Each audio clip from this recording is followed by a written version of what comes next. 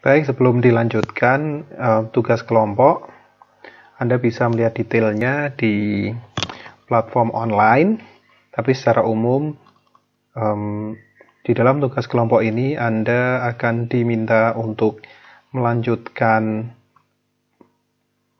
pembuatan project planning, tetapi untuk cost management dengan kasus yang sudah Anda develop sebelumnya. Jadi Anda tidak perlu mengganti kasusnya, gunakan kasus yang sama yang telah Anda gunakan untuk project scope management maupun project time management. Pada laporannya untuk continuity, maka saya minta untuk memberikan penjelasan singkat terkait dengan scope dari projectnya. Jadi bagian awal adalah scope-nya, tulis secara singkat, baru masuk ke 3 tahapan project cost management plan. Kira-kira itu adalah tugas kalian. Jika belum jelas, nanti didiskusikan di online platform. Jadi lanjutkan tim project Anda. Kemudian setelah itu kerjakan cost planning yang terkait dengan resource planning, cost estimating, dan cost budgeting, termasuk di dalamnya kurva S. Anda boleh menggunakan kurva S 1 band saja, most likely, atau 3-tiganya. Kira-kira seperti itu tugas kelompok Anda. Kemudian, untuk penggunaan kurva S pada saat cost control, kira-kira ide dasarnya seperti ini.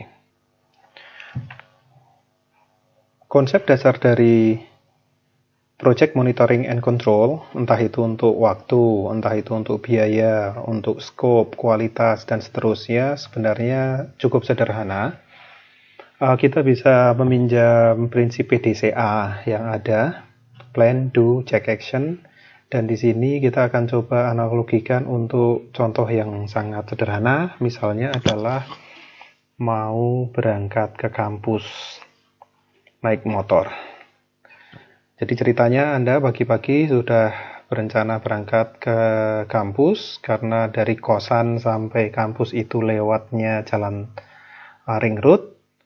Di pikiran Anda merencanakan bahwa saya ingin naik motor biar aman, kecepatannya hanya berkisar antara 40 sampai 60 km per jam.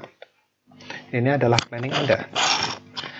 Kemudian setelah planningnya selesai, Anda keluarkan sepeda motor, kemudian mulai mengendarainya menuju ke kampus. Yang Anda kerjakan itu adalah doing atau executing rencana tadi. Sambil jalan, maka Anda akan melakukan monitoring atau checking monitoring. Apa yang Anda lakukan pada saat itu? Pada saat memonitor atau checking, yang Anda lakukan adalah melihat speedometer, dilihat di sana kecepatan realnya berapa, dan di dalam pikiran Anda mengecek dengan yang ada di rencana awal Anda tadi. Kalau misalnya realnya adalah 50 km per jam, terbaca dari speedometer, kemudian Anda cek, oh ternyata masih dalam rentang yang saya rencanakan, maka tidak perlu ada action apapun yang perlu dilakukan oleh Anda. Anda akan melanjutkannya. Tetapi jika misalnya karena Anda keasikan ngelamun, ternyata pada saat cek speedometer itu kecepatan Anda adalah 70, berarti ada gap antara planning dengan aktual. Pada saat itulah Anda akan melakukan managerial action. Dalam kasus ini berarti ngerem. Nah, mengerem itu adalah action berbasis hasil dari pengecekan perbandingan antara planning dengan aktual. Nah, kemudian setelah itu Anda akan melakukannya berulang-ulang. Pada setiap 5 menit sekali Anda akan melakukan siklus yang sama berulang-berulang untuk memastikan bahwa apa yang Anda lakukan tidak terdeviasi jika dibandingkan dengan rencana awal Anda. Jika pada saat dicek Anda ternyata terlalu lambat, maka actionnya adalah ngegas. Jika terlalu cepat adalah ngerem. Sehingga overall Anda akan selalu berada pada rentang perencanaan yang sudah dibuat. Oke, sekarang coba kita laksanakan untuk kasus cost control. Prinsipnya tetap plan, do, check, action. Plan sudah Anda buat, salah satu outputnya adalah kurva S seperti yang saya tunjukkan di sini. Misalnya ini adalah waktunya minggu begitu ya, week. Kemudian di sini rupiah. Angka ini tentunya kalian tahu adalah total budget ya. Kemudian ini adalah total duration, misalnya 12 minggu. Di sini misalnya adalah 400 juta. Oke. Kemudian kurva S ini menunjukkan akumulasi biaya yang direncanakan. Istilah lainnya adalah baseline. Baseline curve. Oke. Jadi kita akan melakukan monitoring dan kontrol. Pada saat proyek sudah mulai dieksekusi, misalnya di minggu pertama, ini adalah week 1, kita sebut sebagai now, kita akan melakukan proses monitoring. Pertama tentunya kita, berarti kita sudah melakukan do ya. Plan tadi sudah dilakukan dengan pembuatan kurva S, do-nya adalah mengerjakan proyeknya secara aktual, kemudian sekarang kita di minggu pertama, now ini akan melakukan monitoring dan control. Apa yang kita lakukan? Pertama, cek berapa baseline-nya. Misalkan di sini 400 juta totalnya, maka ini adalah 50 juta. Artinya, di minggu pertama kita merencanakan untuk spend money sebesar 50 juta. Itu adalah plan. Saat ngecek, kita akan lihat speedometer untuk melihat realnya. Dari lapangan, petugas di lapangan melaporkan bahwa kita sudah spend money sebesar 60 juta. Jadi, aktualnya 60, planningnya 50. Ada gap antara perencanaan dan aktual. Sehingga karena ada gap, maka setelah checking dilakukan, Anda belum melakukan action. Sebelum bisa melakukan action, Anda harus bisa menginterpretasikan terlebih dahulu data-data yang masuk tadi. Kalau enggak, Anda akan nyasar, akan salah melakukan managerial action. Kalau naik motor, begitu udah baca speedometer, realnya terlalu lambat, Anda bacanya kecepatan, malah ngegas, malah nubruk. Sama dengan di sini. Kalau laporan dari lapangan mengatakan 60 juta rupiah sudah dikeluarkan, padahal rencananya adalah 50 juta, berarti apa interpretasinya? Oke. Biasanya mahasiswa akan mengatakan bahwa interpretasinya adalah over budget. Oke, over budget. Kita sudah kelebihan mengeluarkan biaya, atau istilah lainnya boros, atau dengan kata lain performanya tidak baik. Kenapa? Wong cuma disediakan 50, keluarnya 60 loh. Maka interpretasinya boros. Karena interpretasinya boros, maka actionnya adalah semua hal yang bisa menekan pemborosan.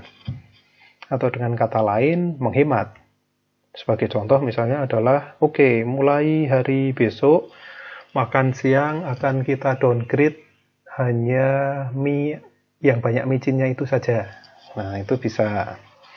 Atau oke, setiap hari setelah jam 3 sore, AC akan dimatikan demi penghematan.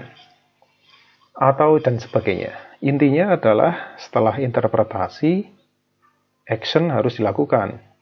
Kalau enggak dilakukan, berarti ya sia-sia saja PDCA yang kita lakukan.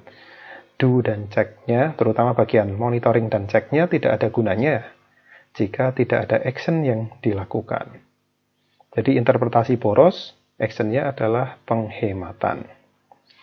Nah, harapannya dengan adanya action, maka pada saat progress report meeting yang berikutnya, ini know yang baru ya, minggu kedua, maka terjadi penekanan biaya real, sehingga di minggu berikutnya pemborosan bisa ditekan, syukur-syukur jatuhnya di tengah ini. Dan seterusnya. Jadi konsepnya sama dengan naik motor tadi, di setiap waktu tertentu, durasi tertentu, dilakukan pengecekan secara rutin. Kemudian pada saat pengecekan kita lihat gap antara planning dengan aktual, kemudian itu namanya checking atau monitoring, control. Kemudian actionnya adalah mencoba untuk mengembalikan arah project ke perencanaannya. Jika ada deviasi, action mencoba menekan supaya deviasinya kembali ke nol. Itu ide dasar dari cost control di project management menggunakan kurva S.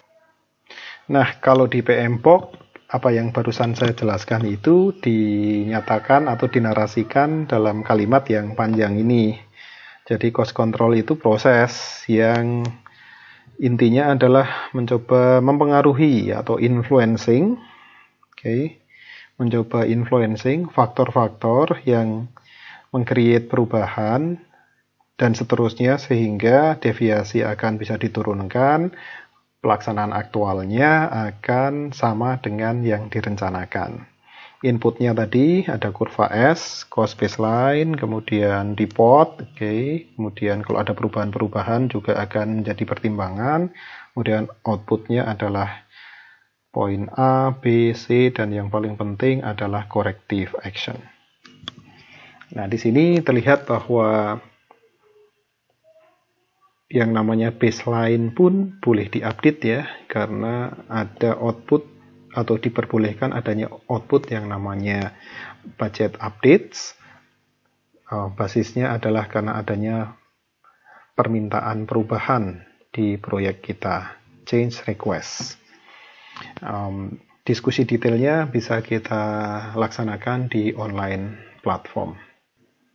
Oke, untuk menutup materi pada sesi ini, kita akan kembali menengok sebentar kurva S yang tadi digunakan untuk monitoring dan control project cost. Tadi diceritakan bahwa pada minggu pertama kita melakukan progress report meeting. Kemudian di sini terlihat bahwa baseline menunjukkan bahwa seharusnya project kita expand 50 juta, sementara realnya 60. Di pembahasan tadi disebutkan bahwa interpretasinya adalah over budget atau boros. Jadi everybody tidak ada yang happy karena kita akan menghemat. Sekarang saya challenge mahasiswa untuk memikirkan ulang, mungkinkah ada interpretasi lain yang bisa dilakukan dengan data yang sama? Budget 50, keluar 60 realnya. Selain over budget, boros, mungkinkah kita mempunyai interpretasi yang lain? Oke. Ya, jadi sebenarnya dua data ini bisa kita interpretasikan dengan cara yang sama sekali beda. Interpretasi kedua ini justru akan menyimpulkan bahwa project sedang keren-kerennya, happy semua orang, sehingga justru mungkin setelah progress report meeting, project manajernya akan traktir semua tim membernya. Gimana interpretasinya? Interpretasinya adalah 60 juta ini terjadi karena tim kita bekerja lebih keras dan lebih cepat daripada rencana. Jadi kalau misalnya di wedding organizer tadi, rencana minggu pertama baru mengerjakan aktivitas A, sehingga butuhnya hanya 50 juta, tapi ternyata tim kita bisa menyelesaikan aktivitas A plus separuh aktivitas B. Sehingga wajar dong kalau kita menghabiskan biaya 50 plus, yaitu 60. Artinya 60 tidak diinterpretasikan sebagai hal yang buruk karena over budget, tapi karena kita ahead schedule. Kita itu lebih kenceng daripada rencana kita. Kita kerjakan 2 aktivitas, bukan hanya 1 aktivitas. Nah, ini adalah interpretasi kedua yang membuat semua orang happy dan makan-makan. Yang jadi masalah adalah akhirnya kita jadi bingung sendiri. 2 data yang sama bisa diinterpretasikan dengan versi A dan versi B. Ini datanya sama persis ya. Sehingga PM, project manajernya malah jadi bingung. Setelah selesai progress report meeting, kita itu harusnya makan-makan atau marahin anak buahnya. Data yang sama, multi-interpretasi. Nah, yang barusan kita ceritakan, yang saya ceritakan ini adalah contoh kelemahan dari kurva S saat digunakan untuk monitoring and control project. Kelemahan. Jadi kelebihannya adalah simple, kemudian dalam banyak kasus juga masih bisa dipakai, tapi kelemahannya adalah dia multi-interpretasi. Dalam bahasa teknik industri artinya modelnya tidak akurat. Nah, karena tidak akurat, pada akhirnya sebagian praktisi mulai meninggalkan kurva S. Mereka kemudian melihat metode lain yang sedikit lebih rumit, karena butuh data set satu lagi, tetapi menghilangkan multi-interpretasinya. Artinya akurasi dinaikkan. Metode apakah itu? Metode yang barusan saya ceritakan sedikit lebih rumit, tetapi memberikan interpretasi tunggal, itu adalah EVA atau Earned Value Analysis. Nah, inilah metode yang lebih akurat meskipun sedikit lebih rumit yang akan kita pelajari di sesi berikutnya. Pada titik ini mungkin beberapa mahasiswa akhirnya kecewa. Pak, udah repot-repot belajar rumit-rumit, baca tentang kurva S, kok pada akhirnya ditinggalkan. Kemudian beralih ke EVA. Buat mahasiswa tidak perlu khawatir bahwa materi kurva S akhirnya tidak berguna di dunia real. Nggak perlu khawatir, kenapa? Karena EVA itu basisnya tetap menggunakan kurva S. Jadi pastikan sebelum belajar EVA di next session, pada sesi berikutnya, Anda paham betul dengan kurva S, cara mendevelopnya, sisi positifnya, dan sisi negatifnya. Baik, saya pikir materi kita untuk Project Cost Management sudah mencukupi. Sebelum ditutup, tentunya kita punya pantun. Kebun binatang ada sang gajah. Tiap hari bikin sensasi. Lebih baik tinggal di rumah daripada nginep di ruang isolasi. Terima kasih. Assalamualaikum warahmatullahi wabarakatuh. Stay healthy.